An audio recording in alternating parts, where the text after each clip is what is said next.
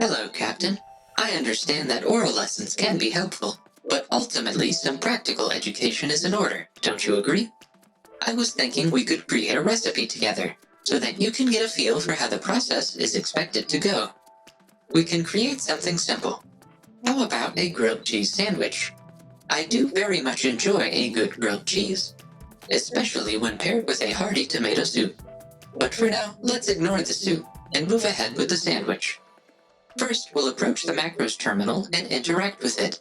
In order for our recipe to have practical relevance, we'll need to have some macros to track. For the purpose of this walkthrough, let's go ahead and input two macros, calories and protein.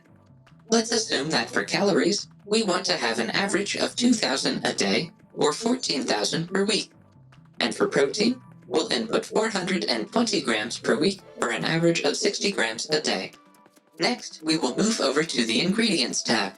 Our grilled cheese sandwich will call for 3 ingredients, so we can click the plus button 3 times. The first ingredient is the bread. Conveniently, both of the macros we are tracking today are included on the nutrition facts label of the loaf of bread. In this case, the bread I have on hand is 70 calories and 3 grams of protein per slice of bread, and there are 22 slices in the entire loaf. Next, we can move on to the second and most important ingredient, cheese. The cheese I will be using for this recipe is 80 calories and 4 grams of protein per slice, with a total of 16 slices in the package. Please keep in mind that depending on the brand and the type of bread and cheese you use for your own grilled cheese, you may encounter significantly different macro values. I do not recommend making the assumption that all bread is created equal, as it is not. Can you guess what our final ingredient is? It is, of course, butter. The butter I will be using for this recipe is 100 calories and 0 grams of protein per tablespoon, with the package containing a total of 32 servings.